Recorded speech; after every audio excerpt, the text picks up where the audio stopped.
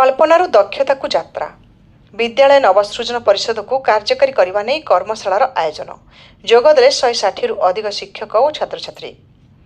राज्य में उच्च माध्यमिक स्तर में छात्र छात्री मान सृजनशीलता और दक्षता को एक सुजोग प्रदान करने सहित से स्वावलंबी करने उद्देश्य रे आज कृषि भवन स्थित ऑडिटोरियम ठारे विद्यालय और गणशिक्षा विभाग अधीन उच्च माध्यमिक शिक्षा निर्देशालय आनुकूल्य 2 दिनिया कर्मशालार आयोजन कर केन्द्र शिक्षा मंत्रालय नवसृजन सेल MIC एवं अखिल भारतीय वैषयिक शिक्षा परिषद AICT सहयोग में विद्यालय नवसृजन परिषद स्कूल इनोवेशन काउंसिल को कार्यकारी करने नहीं कल्पनारू दक्षता को यात्रा कर्मशालार आयोजन कर कार्यक्रम में मुख्य अतिथि भाव विद्यालय और गणशिक्षा विभाग अतिरिक्त शासन सचिव श्रीमती शुभश्री नंद उपस्थित रही विकसित ओडिशा गठन में यह कर्मशाला सहायक होब बोली मत व्यक्त कर उद्भावन क्षेत्र में ओडिशा एक स्वतंत्र स्थान अधिकार करिबो तथा ओडिशा रे नवसृजन और दक्षता क्षेत्र में सुजोग सृष्टि करबा पई प्रयास आरंभ होईछि।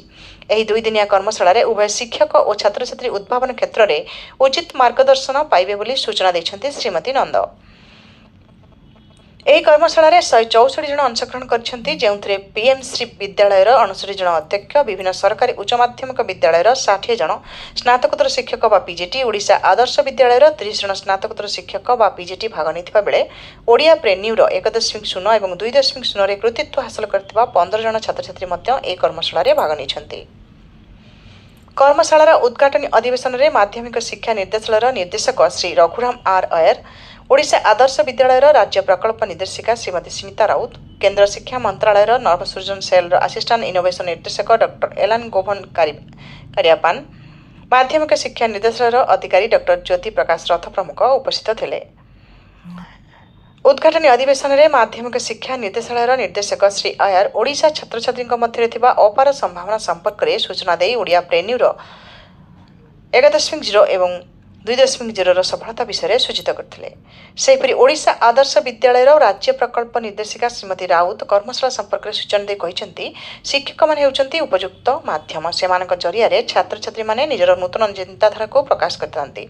छात्र छात्री मान अभिनव चिंताधारा को उपयुक्त पथ देखाइबारे यह कर्मशाला सहायक होब बोली से कहते। केन्द्र शिक्षा मंत्रालय नवसृजन सेल असिस्टांट इनोवेशन निर्देशक शिक्षा और दक्षता निमंते राज्य सरकार प्रयास को प्रशंसा करने सह कर्मशाला संपर्क में विस्तृत सूचना देते छात्र छात्री मान अभिनव चिंताधारा को किपरि विकसित सेगुड़ी उपयुक्त प्लाटफर्म में प्रदर्शित करने और पेटेंट दाखल को सुनिश्चित कर उपयुक्त बजार देवा उपरे गुरुत्वारोप करछन्ति। एथिसह परिशेष में माध्यमिक शिक्षा निर्देशालय अधिकारी डॉक्टर ज्योति प्रकाश रथ धन्यवाद अर्पण करछन्ति। एही 2 दिनिया कर्मशाला डिजाइन विचारधारा और नवसृजन प्रोटोटाइप उत्पाद विकास आइडिया जनरेशन मार्केट रिसर्च उत्पाद निर्माण और IP कमर्शियलाइजेशन स्टार्टअप प्रतिष्ठाता सह आलोचना पेटेंट उपर गुरुत्व भारत में पेटेंट दाखल करने IP शिक्षा और सचेतनता निमंते कलाम कार्यक्रम KAPILA विद्यालय नवसृजन परिषद विद्यालय नवसृजन पदक्षेप व्यवसाय मॉडल आदि संपर्क में आलोचना करा समृद्ध ओडिशारू रजत महापात्रक रिपोर्ट।